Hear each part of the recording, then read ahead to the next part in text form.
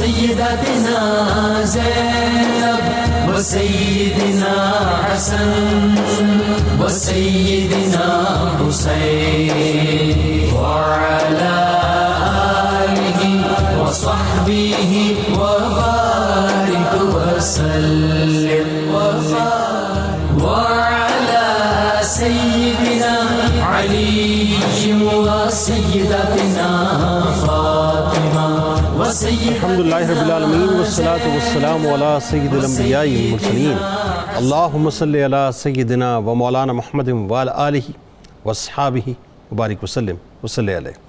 دنیا کے تمام دیکھنے والوں، تمام چاہنے والوں، تمام پیار کرنے والوں، اور جہاں جہاں تک اس وقت میری آواز کو سنا اور مجھے دیکھا جا رہا ہے، جنید اقبال کی جانب سے انتہائی محبت کے ساتھ السلام علیکم۔ ایک بار پھر ناظرین، آپ کو پر نور صبح میں صبح نور کے ساتھ میں دل کی گہرائیوں سے خوش آمدید کہتا ہوں، اور آئیے چلتے ہیں بلا توقف حضرت ابو انیس محمد برکت علی علیہ رحمہ کی تالیف اسماء النبی کریم صلی اللہ علیہ وآلہ وسلم سے رسول اللہ صلی اللہ علیہ وآلہ وسلم کا ایک اسم مبارک پڑھنے اور سننے کی سعادت حاصل کرتے ہیں۔ سیدنا الحادی صلی اللہ علیہ وآلہ وسلم، ہمارے سردار رہنمائی فرمانے والے، درود و سلام بھیجے اللہ آپ صلی اللہ علیہ وآلہ وسلم پر، آپ صلی اللہ علیہ وآلہ وسلم کے آل پاک اور صحابہ کرام رضوان اللہ تعالیٰ علیہم اجمعین پر۔ حضرت انس بن مالک رضی اللہ تعالیٰ عنہ سے روایت ہے کہ حضور نبی کریم صلی اللہ علیہ وسلم نے ارشاد فرمایا کہ جو شخص بھی جنت میں داخل ہوتا ہے وہ پسند نہیں کرتا کہ دوبارہ دنیا کی طرف لوٹ جائے اور اسے دنیا کی ہر چیز دے دی جائے، لیکن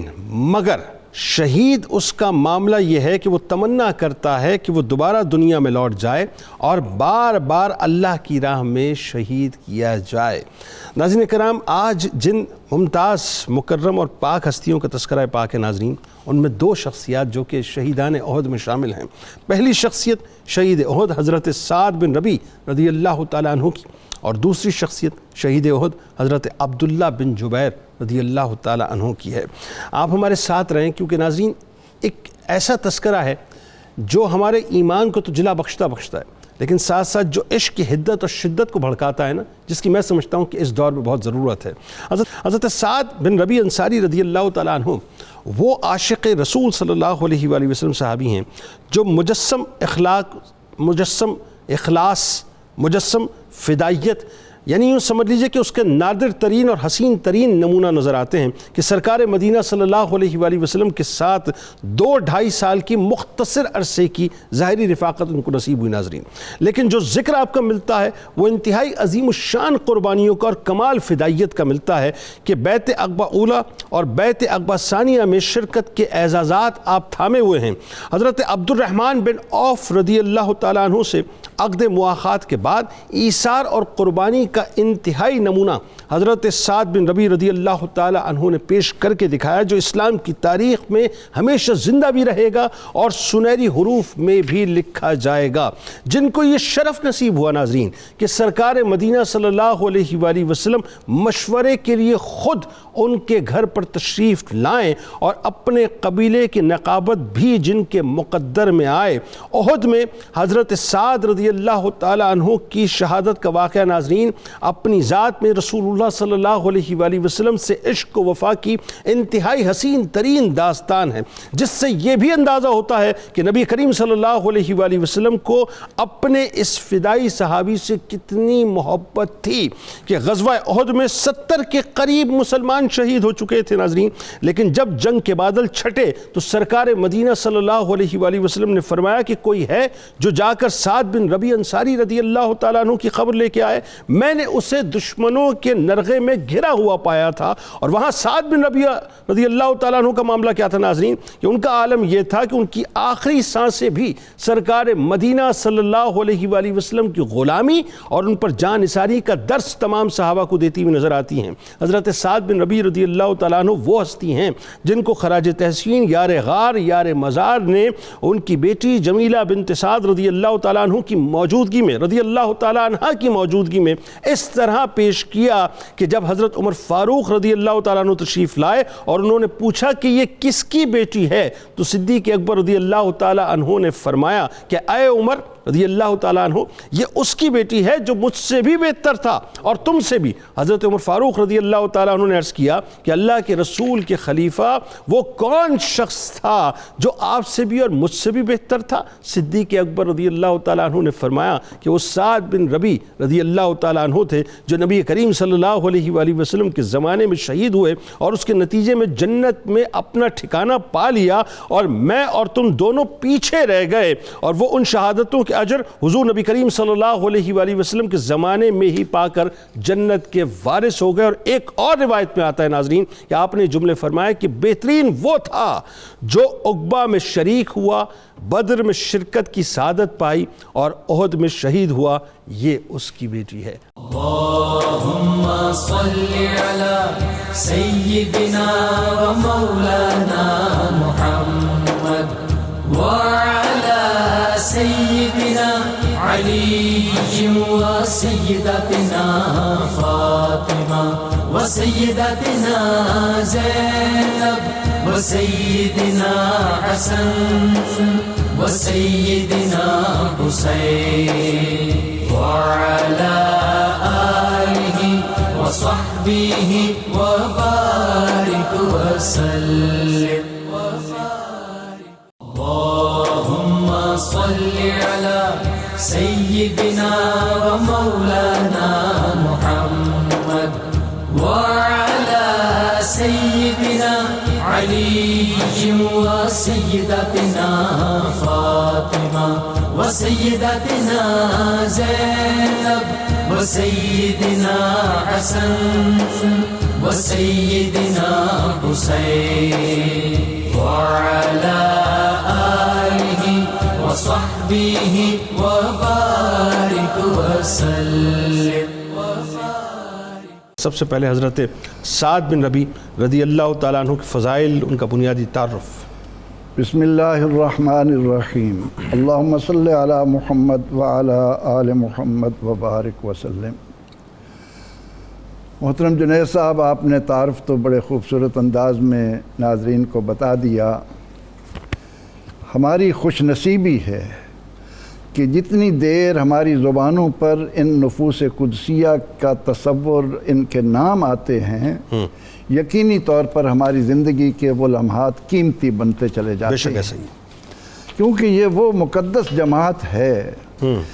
جس کے لیے اللہ تعالیٰ نے قرآن کریم میں فرمایا کہ السابقون الاولون من المہاجرین والانصار والذین اتبعوہم بإحسان رضی اللہ عنہم ورضوا عنہ۔ اللہ، سبحان اللہ، سبحان جن سے اللہ راضی، جو اللہ سے راضی، سبحان اللہ، ان کی عظمت کا حقیقی معنوں میں کون ہے جو احاطہ کر سکے اور بیان کر سکے؟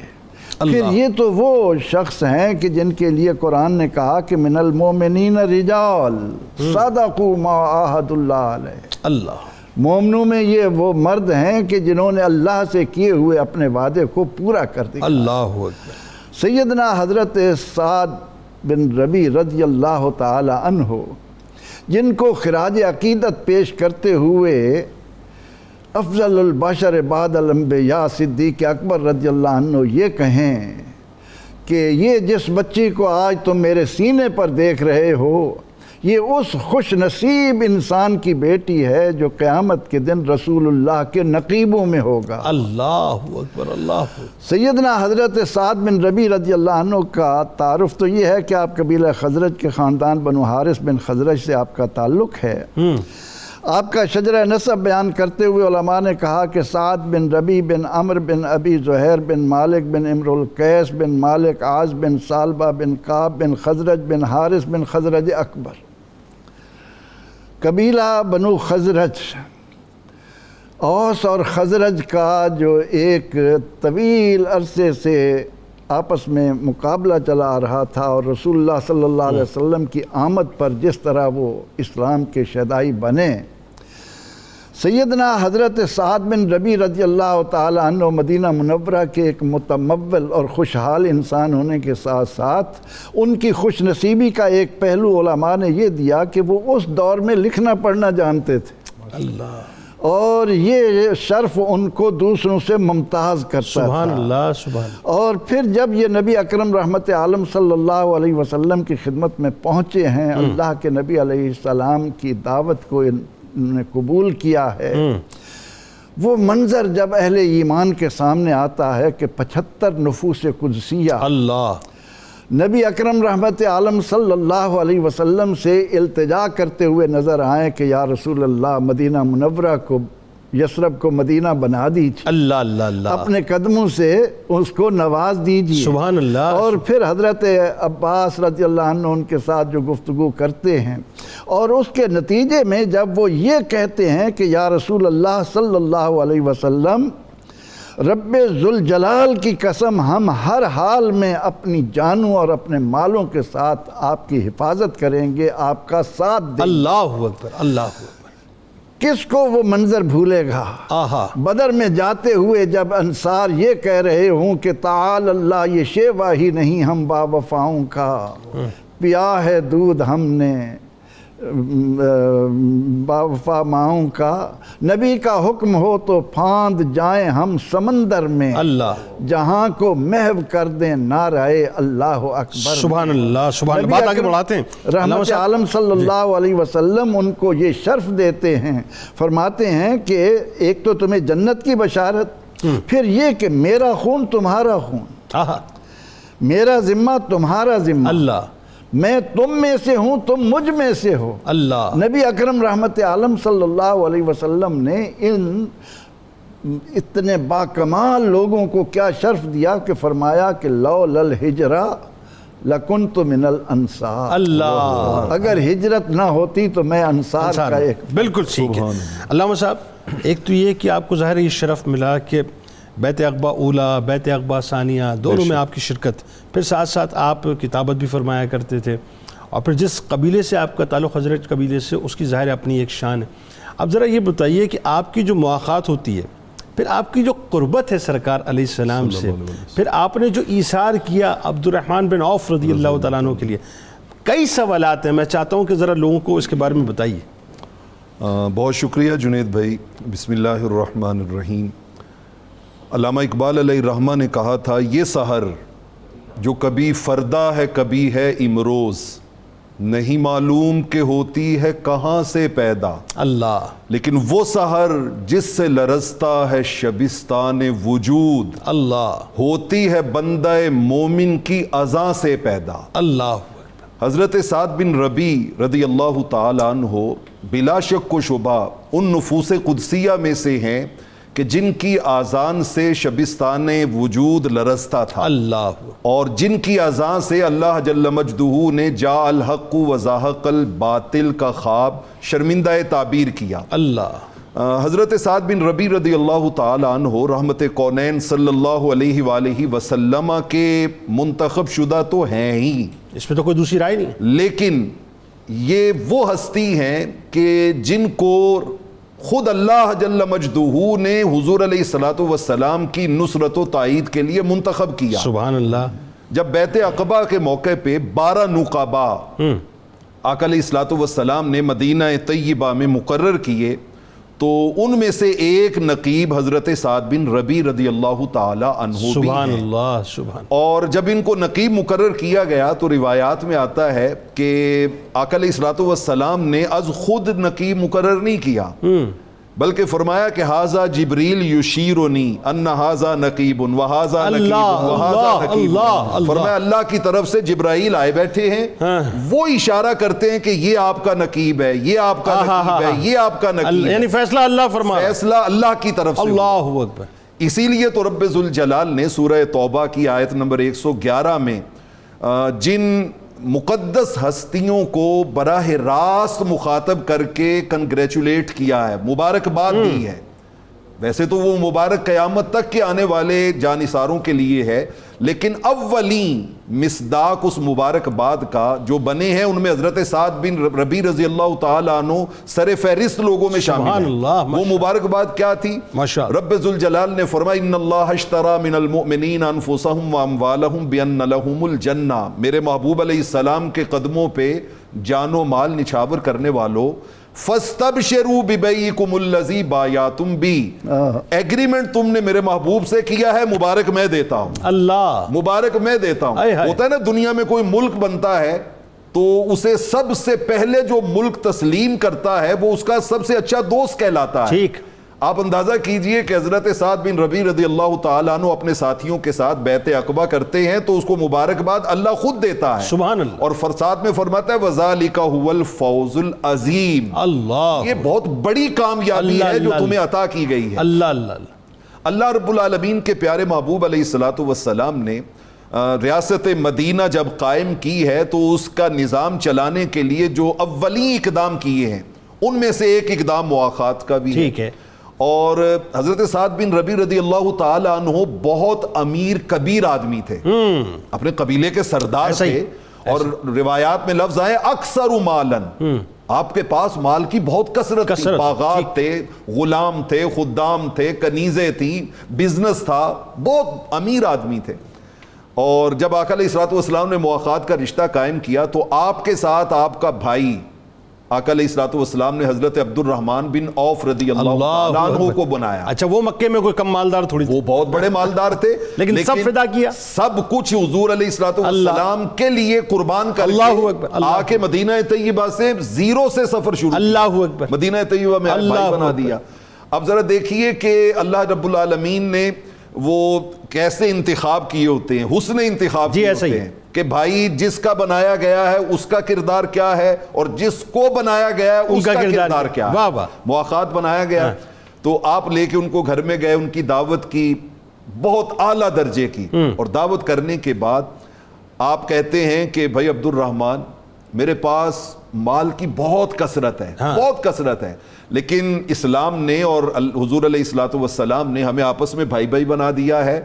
میرے پاس اتنے باغات ہیں، اتنے خدام ہیں، اتنے غلام ہیں، اور میں آپ کو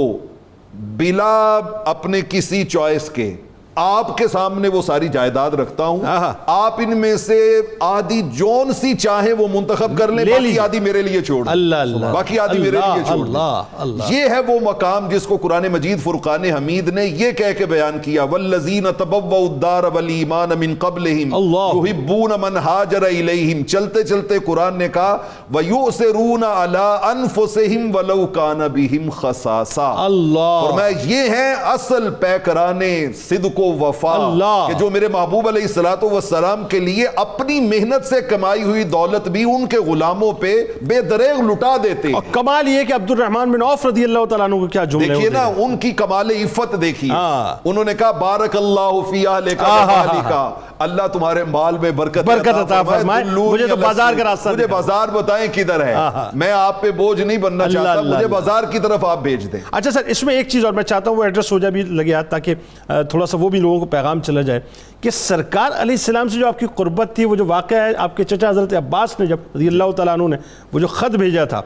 وہ چڑھائی جو کفار کرنے والے تھے، بالکل ایسے ہی ہے، ابی ابن کعب رضی اللہ تعالیٰ عنہ کے ساتھ آپ تشریف فرما مقام قباء، اسی غزوہ احد کے لیے، جی میں وہی عرض کر رہا ہوں، وہ ذرا مختصر جملوں میں جب کفار مکہ نے بہت بڑے پیمانے پہ تیاری کی ہے تو حضرت عباس رضی اللہ تعالیٰ عنہ نے تیز رفتار گھڑ سوار کے ہاتھ میں 3 دن کے اندر وہ خط پہنچایا ہے۔ ٹھیک ہے، آقا علیہ الصلوۃ والسلام کے بارے میں خط لانے والے نے معلوم کیا تو آپ قباء میں ہی تشریف لے کے گئے ہوتے، اور یہ قباء وہ سرزمین ہے جو حضرت سعد بن ربیع کا محلہ ہے، اللہ، یہی وہ جگہ ہے جہاں پہ رحمت کونین نے ہجرت کے بعد 14 دن قیام کیا ہے، یہی وہ جگہ ہے جہاں کے رہنے والوں کو اولین میزبان ہونے کا شرف حاصل ہے، اور یہی وہ جگہ ہے کہ جہاں پر آقا علیہ الصلوۃ والسلام کی خدمت میں یہاں پہ بسنے والوں نے آ کے جب کہا نا کہ آقا بخار پوری وادی میں وبا کے طور پہ پھیل گیا ہے، تو آپ نے فرمایا تم اپنی وادی کی مٹی پانی میں ملا کے اپنے اوپر کیوں نہیں گراتے، اللہ نے اس میں شفا رکھی ہے۔ اللہ اکبر، آپ نے وہ خط وصول کیا، حضرت ابی بن کعب پاس کھڑے ہیں،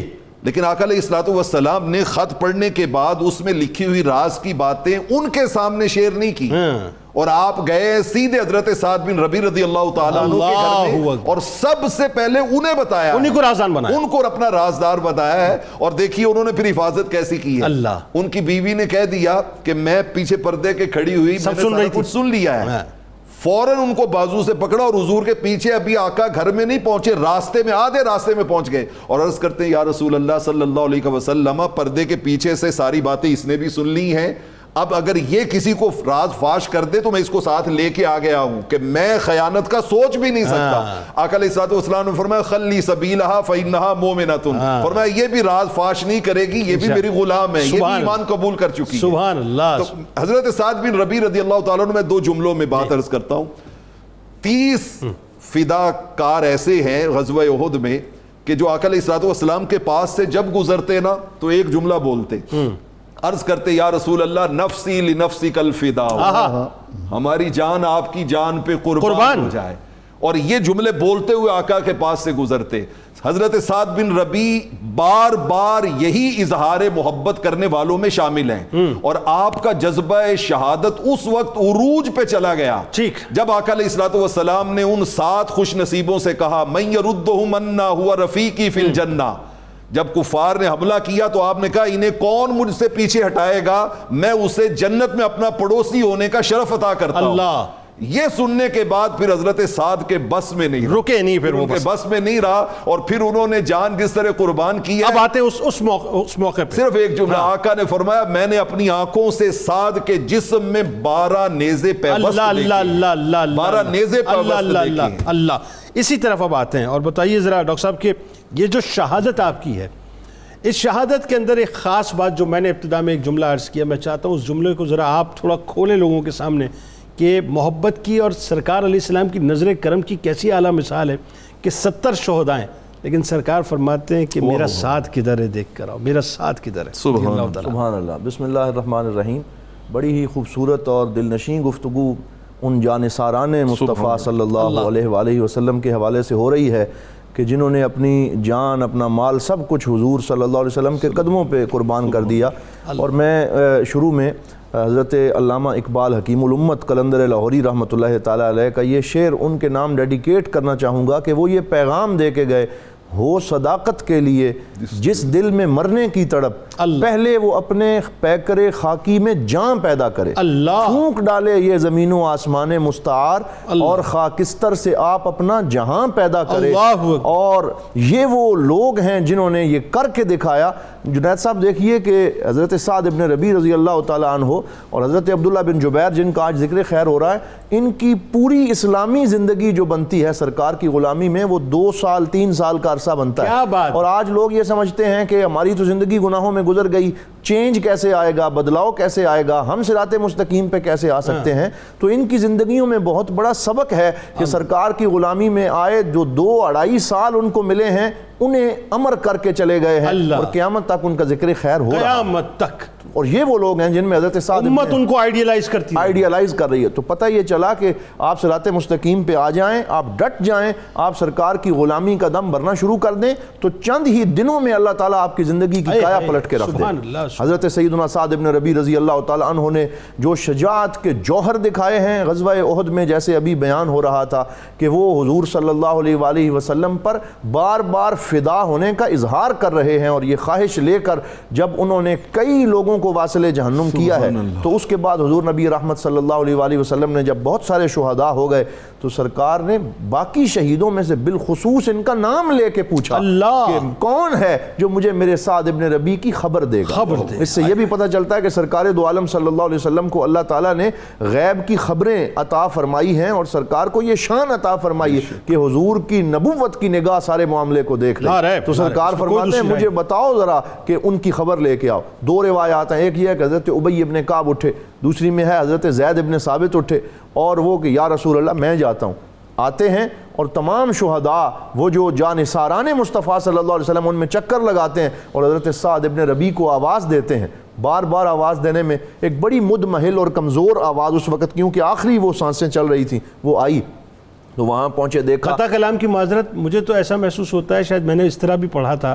کہ جب وہ آوازیں دے رہے تھے تو کہیں سے جواب نہیں آ رہا تھا تو انہوں نے پھر سرکار علیہ السلام کا واسطہ دے کے آواز دی تو پھر جو ہے آواز کا جواب جو ہے وہاں جواب آیا. تو پھر جب وہ وہاں پہنچے تو دیکھا کہ وہ اس اپنے پاکیزہ اور مقدس خون میں اس وقت لت پت ہیں اور وہ آخری سانسیں لے رہے ہیں. تو کہا کہ میرے پاک نبی صلی اللہ علیہ وآلہ وسلم نے مجھے یہ حکم دیا ہے کہ انظرا انت فی الاموات ام فی الاحیاء، کہ آپ جو ہے وہ اس دنیا سے سفر کرنے والے ہیں یا چلے گئے ہیں. تو کہا انی اموت، کہ میں اب اس دنیا سے جا رہا ہوں، میں اب سفر کر رہا ہوں. ابلغ رسول اللہ من السلام، اللہ اللہ اللہ، یہ اس فداکار کا آخری سلام ہے، میرے پاک نبی کو جا کے میرا سلام دینا، اللہ، اور ان سے جا کے یہ عرض کرنا کہ یا رسول اللہ صلی اللہ علیہ وسلم جزا اللہ عنی خیر ما جزا نبی اللہ،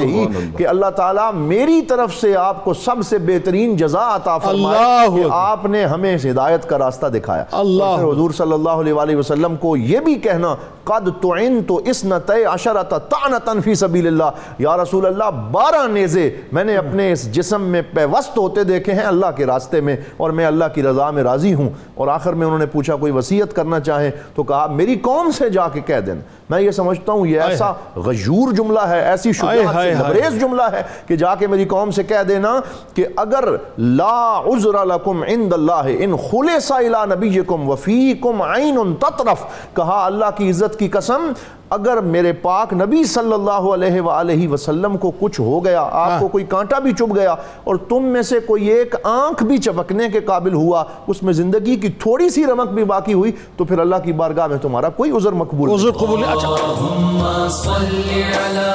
سيدنا ومولانا محمد وعلى سيدنا علي وسيدتنا فاطمة وسيدتنا زينب وسيدنا حسن وسيدنا حسين وعلى آله وصحبه وبارك وسلم اللهم صل على سيدنا ومولانا محمد وعلى سيدنا علي وسيدتنا فاطمة وسيدتنا زينب وسيدنا حسن وسيدنا حسين وعلى آله وصحبه وبارك وسلم۔ بات یہ کہ 7 شوال سن 3 ہجری کو اسلامی تاریخ کا ایک بہت ہی اہم مارکہ غزوہ احد کے نام سے ہوا ناظرین۔ مشرکین مکہ نے غزوہ بدر کی ہزیمت کا بدلہ لینے اور اسلامی ریاست کو جڑ سے اکھاڑ پھینکنے کے غرض سے مدینہ منورہ پہ چڑھائی کی تھی۔ اب ہوا یہ ناظرین کہ غزوات میں شرکت کے حوالے سے جو تعمیل احکام نبوی میں صحابہ کرام رضوان اللہ تعالیٰ علیہم اجمعین نے جو بے مثال نقش چھوڑے ہیں، ان کی اثر انگیزی قیامت تک اہل محبت کو جذبہ اطاعت کی حرارتوں سے مکمل طور پہ نوازتی بھی رہے گی اور عشق کی شمع کو مکمل طور پہ روشن بھی کرتی رہے گی، اور رہتی دنیا تک مسلمانوں کو پکار کر یہ بتاتی رہے گی کہ جنہوں نے مصلحت سے بالاتر ہو کر ڈر اور خوف کا چولا اتار کر حب رسول صلی اللہ علیہ وآلہ وسلم کی دستار پہنی، تو پھر وہ نفوس قدسیہ بنے جنہیں اپنی جانوں کو نچھاور کر دینا گوارا تھا، لیکن حکم نبوی صلی اللہ علیہ وآلہ وسلم سے بال برابر بھی تجاوز کرنا گوارا نہ تھا، جو اپنی سانسوں کو سرکار علیہ السلام کی خیرات جانتے تھے اور اپنے وجود کو سرکار علیہ السلام کا احسان مانتے تھے، جن کے نزدیک سرکار علیہ السلام کے حکم پر مر مٹنا ہی زندگی کا اصل مقصود تھا، جن کو فدا کا ابی و امی یا رسول اللہ صلی اللہ علیہ وآلہ وسلم کے اصل معنی و مفاہیم ہی پتہ نہیں تھے ناظرین، بلکہ اس کے بدلے میں ملنے والی ازلی اور دائمی راحتوں اور مقام سے بھی وہ مکمل طور پہ آشنا تھے۔ انہی عظیم المرتبت ہستیوں میں سے ناظرین ایک ہستی ایسی ہیں جن کو یہ اعزاز حاصل ہے کہ وہ بیعت عقبہ ثانیہ میں سرکار مدینہ صلی اللہ علیہ وآلہ وسلم پر مر مٹنے کا وعدہ کرتے ہیں، غزوہ بدر میں غلامی کا طوق گلے میں ڈال کر شجاعت و بہادری کا تاج اپنے سر اقدس پر رکھ کر بدری صحابی ہونے کا شرف حاصل کرتے ہیں، اور پھر غزوہ احد کے موقع پر حکم مصطفیٰ صلی اللہ علیہ وآلہ وسلم کی پاسداری کرتے ہوئے اطاعت و فرمانبرداری کی سند ہاتھ میں لیے ہوئے استقامت اور مستعدی کا دامن تھامتے ہوئے اپنی جان کی پرواہ کیے بغیر درہ کوہ کے اہم مورچے جبل رمات پر 50 تیر اندازوں کی کمان سنبھالتے ہوئے سرکار مدینہ صلی اللہ علیہ وآلہ وسلم کے حکم کی تعمیل پر اپنی جان کا نذرانہ پیش کر دیتے ہیں۔ دنیا انہیں سر جھکا کر حضرت عبداللہ بن جبیر رضی اللہ تعالی عنہ کے نام سے یاد کرتی ہے۔ پروفیسر صاحب بس کرتے ہیں آپ کے بنیادی تعارف سے۔ سیدنا حضرت عبداللہ بن جبیر رضی اللہ تعالی عنہ کیا عظیم شخصیت ہے. قرآن میں جب ہم نے پڑھا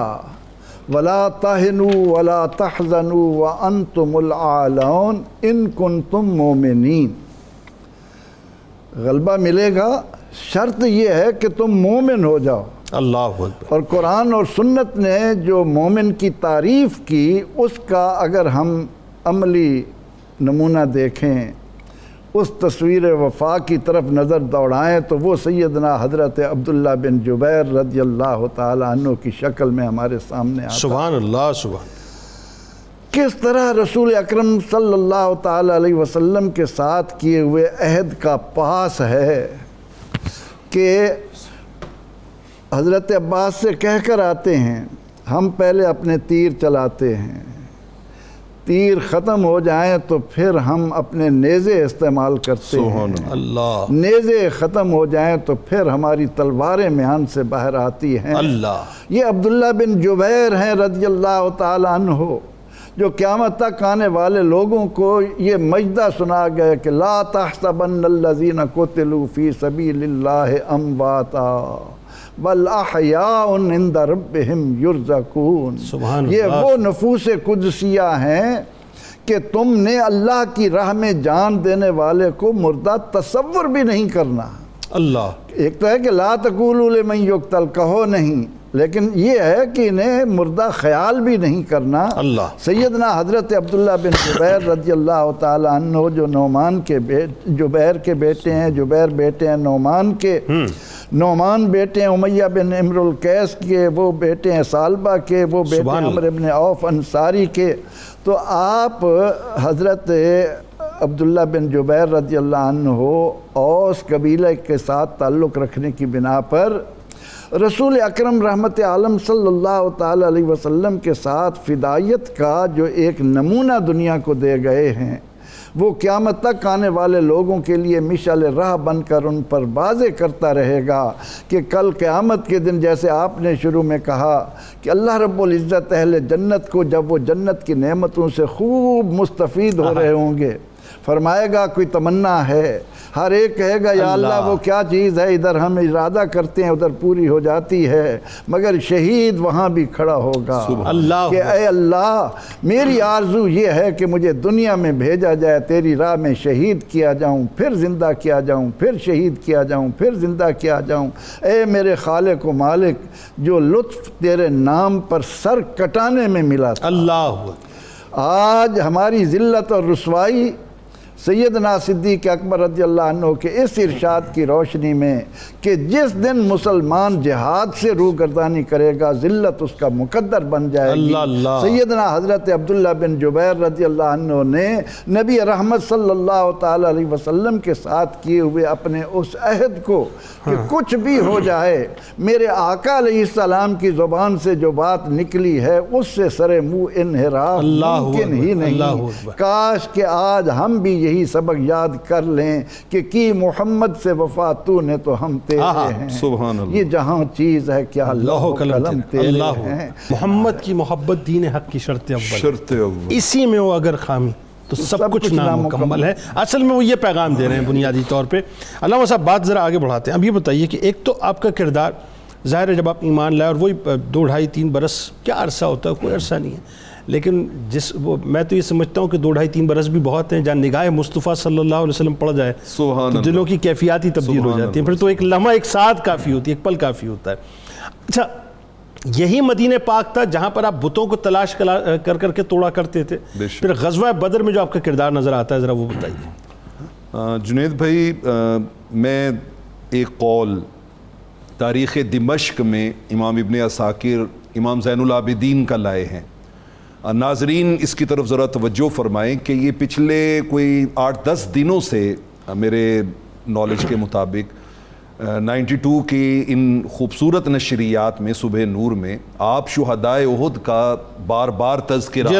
کبھی کسی شہید کا کبھی کسی شہید کا، یہ تقریباً 2 ہفتے ہو گئے. 2 ہفتے ہو گئے 2 ہفتے ماشاءاللہ. یعنی غزوہ احد کے شہداء کو خراج عقیدت پیش کر رہے ہیں. تو اس کی ریزن کیا ہے؟ یہ وہ بھولا ہوا سبق ہے کہ جو ہم نے صدیوں سے بھلا دیا تھا جناب، اور الحمدللہ آج اس کی دوبارہ سے اس کو اس چینل ریکال کر رہے ہیں ہم، ریکال کیا، اس کو تازہ کیا. اور کیوں کیا ہے؟ امام زین العابدین رحمۃ اللہ تعالی علیہ آپ فرمایا کرتے تھے کہ ہمارے اہل بیت کے گھرانے میں کننا نعلم صبیاننا مغازی رسول اللہ صلی اللہ علیہ وآلہ وسلم وسرایاہ کما نعلم السورۃ من القرآن. فرمایا ہم اہل بیت اطہار اپنے بچوں کو آقا علیہ الصلوۃ والسلام کے مغازی اور سرایا، آپ نے جو غزوات کیے اور جو مہمات آپ کے دور میں سر انجام دی گئی، وہ یعنی باریک سے باریک سطح پہ اتر کے اپنے بچوں کو یوں سکھاتے تھے جیسے قرآن کی صورتیں سکھاتے. کیا کہنے، سبحان اس کا بڑا گہرا تعلق ہے سبحان اللہ، اسلام کی بقا کے ساتھ، سبحان اللہ، اسلام کی بقا کے ساتھ. سبحان اللہ. یہ فاقہ کش جو موت سے ڈرتا نہیں ذرا، روح محمد اس کے بدن سے نکال دو. سبحان اللہ. وہ روح محمد صلی اللہ علیہ وآلہ وسلم بدن میں کیسے ہوتی تھی اور کیسے نکلتی تھی، وہ دراصل ہمیں مغازی کو پڑھنے سے پتہ چلتا ہے. مغازی کہ اپنی جان کے جسم کے چیتھڑے اڑ رہے ہیں، خون کے فوارے بہ رہے ہیں، لیکن نہ بچوں کا خیال ہے، نہ بیوی کا خیال ہے، نہ گھر کا خیال ہے، نہ خاندان کا خیال ہے، نہ اپنی جان کا خیال ہے. اور ایک ہی خیال ہے کہ میرے کریم آقا علیہ الصلوۃ والسلام کا کیا حال ہے. یہ ہمیں مغازی سے پتہ. اچھا، ان کو یہ فکر بھی نہیں تھی کہ لوگ ان کو ایکسٹریمسٹ کہیں گے، انتہا پسند کہیں گے. ان کو یہ پتا تھا یہ انتہا پسندی نہیں ہے، یہ سرکار کے دین پہ صحیح طرح سے عمل کرنا. یہی تو مغز قرآن ہے، یہی تو روح ایمان ہے، یہی تو جان دین ہے. کیا بات، یہی تو جان دین. سبحان اللہ، سبحان. آپ نے حضرت عبداللہ بن جبیر رضی اللہ تعالیٰ عنہ کے والے سے جس طرف اشارہ کیا ہے، اگر انہوں نے یہ قربانیاں پیش کی ہیں تو موطا امام مالک کی روایت میں یہ بات موجود ہے کہ کوئی 10-20 سال بعد نہیں، 46 سال کے بعد امام مالک علیہ الرحمہ، موطا امام مالک یہ حدیث کی اولین کتابوں میں سے ان کا، جب سیدنا معاویہ رضی اللہ تعالیٰ عنہ کے زمانے میں نہر کے گزارنے کے لیے قبور شہدائے احد کو کھولا گیا اور ان کو وہاں سے منتقل کیا گیا، تو حضرت عبداللہ بن جبیر رضی اللہ تعالیٰ عنہ کیا جسد اقدس ایسے لگتا تھا جیسے ان کی شہادت ابھی کل ہوئی، ابھی کل ان کی شہادت ہوئی. تو یہ مقام اسی صورت میں ملتے ہیں، اور قرآن بار بار بالاحیاء ان کے ترانے ان کی عظمتوں کے اس لیے بلند کرتا ہے. اللہم صلی علی سیدنا و مولانا محمد وعلی سیدنا علی و سیدتنا فاطمہ و سیدتنا زینب و سیدنا حسن و سیدنا حسین وعلى آله وصحبه وبارك وسلم. اللهم صل على سيدنا ومولانا محمد وعلى سيدنا علي وسيدتنا فاطمة وسيدتنا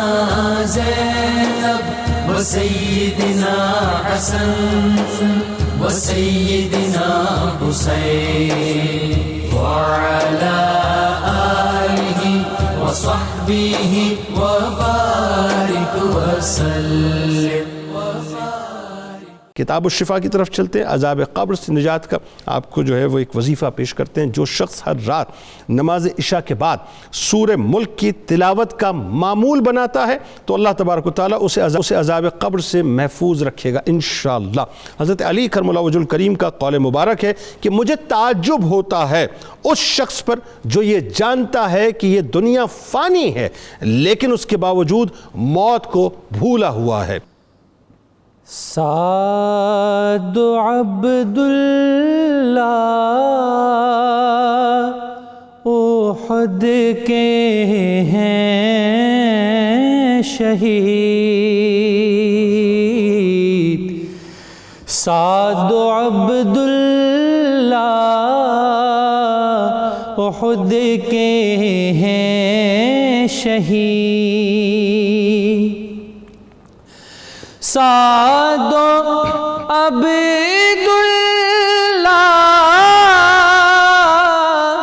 احد کے ہیں جان سارا نے نبی دونوں سعید، جان سارا نے نبی دونوں سعید، ان کے ہر حبدار کو ساجد سلام،